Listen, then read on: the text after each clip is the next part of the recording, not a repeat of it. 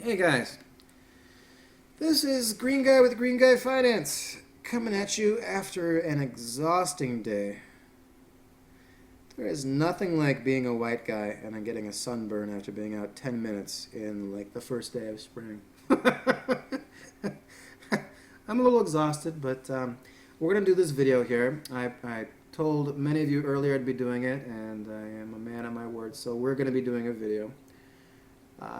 If you like it, please retweet or comment. I am on Twitter, like I said, Green Guy Finance. I like the involvement. I think it tends to make me a better trader. And as long as we're both getting something out of it, then goodie for both of us, right? This video, I wanted to look at two things in particular. One is some market trends, market patterns that I've been noticing the past couple of days. That sort of plays into the market wrap-up portion of this video. And the other is some actionable ideas I've been noticing going forward, things I'm going to be keeping an eye on in tomorrow. And I'm sure tomorrow there's going to be quite a few more, but leading into tomorrow, this is at least what I'm looking at. So for those of you following me, you can better understand my trades and better develop into your own trading styles if you understand mine, if you want to adopt it, whatever. So anyways, here. Let's start off with the S&P 500. It's always a good place to start. This is late phase bull action, late phase price action that you're seeing. The adjective that usually pops in my mind when I see this is instability. Big candles, one direction or the other, without a whole lot of follow through. So much green and red close to each other that your screen can look yellow if you zoom out far enough. So if you get that joke, goodie for you. This white line of fear is what we need to keep our eye on moving into tomorrow. 204.50 on the SPY. I would highly recommend that you put it on your alerts if we get close to it, because we have had within the month, here is the beginning of March, 1, 2, 3, 4 touches of that line. Closer we get to that line, I would expect buyers to shrink away, because down below that line is a big question mark of negative ambiguity. The correction talks will be back on the table. You'll be hearing negative sentiment stories out of CNBC and Bloomberg again. So I hope the market avoids that, but you never know what's going to happen. Let's be ready for that just in case it does happen. If we do break below that line, I might be taking monthly puts out myself. Something to keep an eye on. Regardless, I know many of you don't care about the SPY. I'm not going to belabor the chart or the technicals. I think if you want the technicals, you can go to somebody else who does that every single day, even though some days there's nothing really to look at. But this should be on your charts. It is something worth noting, that 204.50 level. Now, patterns I've been noticing in the market. Trimming the fat is the first one that comes to mind, and I would say that is what I've noticed with the biotechs. IBB, NASDAQ Biotechnology Index Fund is what you're looking at here. Beginning of February, right there is that line. March is beginning there, so you can see pretty much what we've been having, this insane run-up outside of the Bollinger Bands, and then leading down just recently within the past 2 weeks. You've been seeing cracks in that facade. You've been seeing the dip buyers here recently when they hit the 50-day moving average. And again today when you saw the 50-day moving average. Keep your eyes on these tomorrow. If we challenge that 50-day moving average again, we could crack. But trimming the fat is the pattern. Gilead, very negative day. Had some a bad piece come out about it yesterday. Don't want to get into that too much, but to say Gilead had a bad day. Jazz Pharmaceuticals, Regeneron. It's hard to think of a name that did have a good day today. Biogen is what you're looking at there. The sector is definitely having some fat trimmed off of it. It did have a nice run up though. Airlines is another one where we've been seeing heavy fat trimming coming off. American Airlines. Now, what you're seeing there on this chart on your left side of your screen there is again huge gap down. And you can see after that gap down, here is the daily trading volume. Gap down and fade after that. It did not have a bounce. That is something to keep an eye on. With this sector, also Delta Airlines, these have been the darlings of the stock market for quite a while, because what do you see with low oil prices? You see airlines flying people at a lower cost. It made sense. I had American Airlines myself. Here's Continental. See gap down. All these charts are pretty much similar. Gap down and a fade.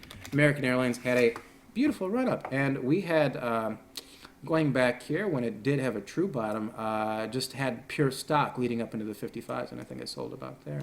But you're seeing this choppy action that's been going on in the name here, leading into the recent price action that we have observed and we just stated in this video.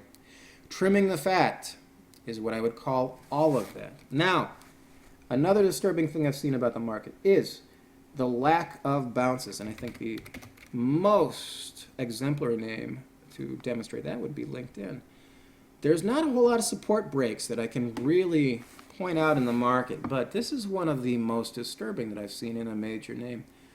LinkedIn support line here going back to this, the beginning of February when we had the first gap of 1, 2, 3, 4, I'll call that 5, whatever, 6, 7, 8, and then a break. 8 touches of this support line we've seen since early February on LinkedIn. And then a breakdown yesterday, and today we saw it pretty much open right at that support line and then fade. This is the most disturbing thing I've seen in a while, is a strong name like this, which is a profitable social media company. You know, name me 5 of those. You know, a profitable social media company having potentially a major fallout come through in the next couple of days. But that's not the only name. We've seen strength being faded in many areas. Facebook, you can see this. We had the Facebook-style Western Union cash sending release coming out, pretty much is what the start of that up phase was. And then the fade off of that since then. You can see we're in a nice downward channel on, oops, what did I just do there? A nice downward channel on Facebook recently. And seeing a strength like this, so clearly abused, is a disturbing fact. And bounceless. It's not going to bounce. It's another downward channel out of a strong name. Another name that I point out, just weak, not getting stronger seemingly, is Baba. You can hardly look at the Baba chart without looking at Yahoo. But both of these charts have been seeming like they could drop lower. I would keep these, all 3 of those on your radars, just in terms of strength that's not seeing a whole lot of buy-side volume come to its rescue.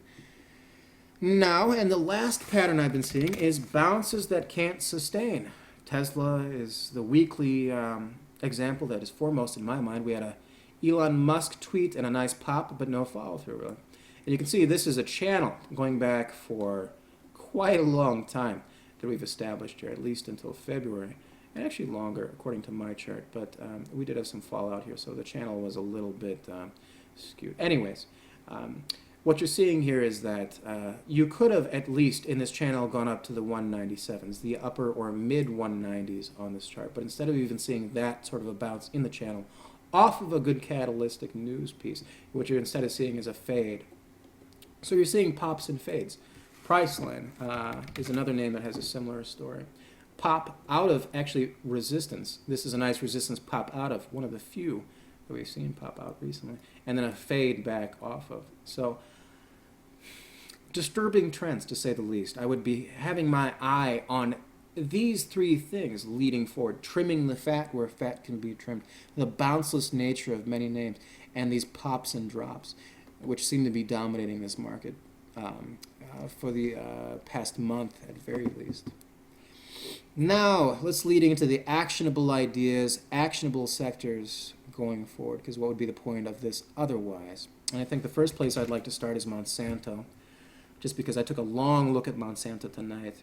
It was a strong name today, and you can see it had a good 3.9% move out of a long downward channel. Post really bad earnings. So poor guidance, poor everything, poor numbers came out of the earnings just yesterday, and instead of seeing what you would expect, we saw a insane rally like they had come out with the best numbers in the world. Now, there was an argument that I saw in Benzinga that I commented on today, saying this is just a technical rebalancing, is what you might consider this. Maybe somebody hasn't looked at the name in quite a while. Somebody thought this is all overdone, and I did take a look at that, and I think that's what I'd like to show you guys here, and I zoom the chart out a bit. This is January, February, March. You can see the months at the bottom of your screen there. But now, if you compare that to the rest of the sector, and this is the technical argument, I'm not going to state whether I agree with this or not yet, but this is the technical argument, which is Monsanto finished right below its January lows. Its PE is comparable to the other names in the sector. Here's DuPont, another ag chemical name, if you want to take a look at that. And where did we finish there? We finished right below the January lows also for DuPont.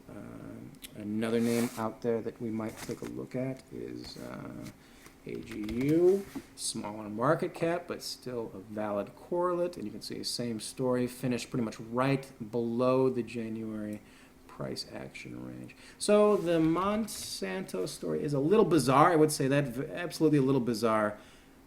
But the technical argument does seem to have some sort of